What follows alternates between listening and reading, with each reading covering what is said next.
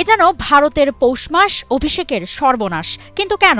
ভারত তো একের পর এক ম্যাচ জিতছে, নিজেদেরকে মোস্ট ফেভারিট হিসেবেই এগিয়ে নিয়ে যাচ্ছে বিশ্বকাপে। কিন্তু তাদের মোস্ট চার্মিং ব্যাটার অভিষেক শর্মার বিশ্বকাপের গ্রুপ পর্বের ৩ ম্যাচে ৩ ডাক। যুক্তরাষ্ট্র, পাকিস্তান, নেদারল্যান্ডস ৩ প্রতিপক্ষের সাথেই ৩ ম্যাচে ০ রানে আউট হয়েছেন তিনি। ৩ ম্যাচে খেলেছিলেন যথাক্রমে ১, ৪ ও ৩ বল। এর মাঝে নামিবিয়া ম্যাচে একাদশে ছিলেন না, অথচ বিশ্বকাপের আগেই কতজনে তাকে রেখেছিল হাইয়েস্ট রান গেটারের তালিকায়।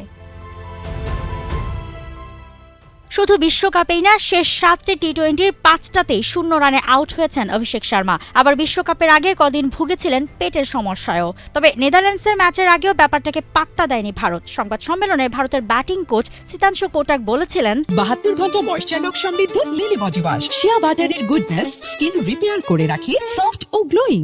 দল ওকে নিয়ে চিন্তিত নয়, অনুশীলনে পরিশ্রম করছেও। দলের বিশ্বাস ফর্মহীনতা না, রিদমের একটু অভাবেই ভুগছে অভিষেক। মাঠে নেমে কি করতে হয় সেটা সে জানে। তাকে বাদ দিয়ে তার উপর চাপ দেওয়াটা ঠিক হবে না। আমাদের বিশ্বাস ও খুব শীঘ্রই রানে ফিরবে। অবশ্য অভিষেককে নিয়ে নেট দুনিয়া কদিন আগ থেকেই গরম পাকিস্তানি ক্রিকেটারের কারণে। পাকিস্তানি পেসার মোহাম্মদ আমির ভারত পাকিস্তান ম্যাচের আগেই এক মন্তব্য করেছিলেন অভিষেককে নিয়ে। তার মতে, অভিষেককে খুব একটা টেকনিক সম্পন্ন ব্যাটার মনে হয় না তার।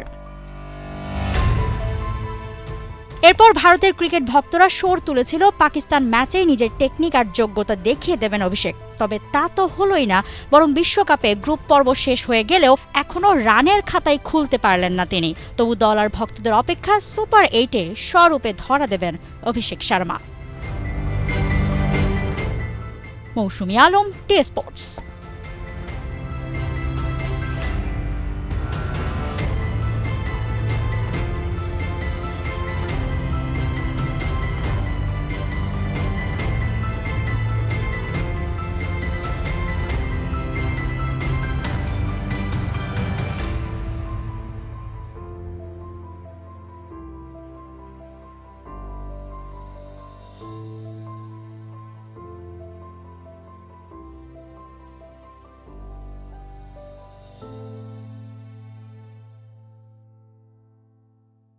For more updates, subscribe to our YouTube channel and click on the bell icon. Follow us on Facebook and Instagram.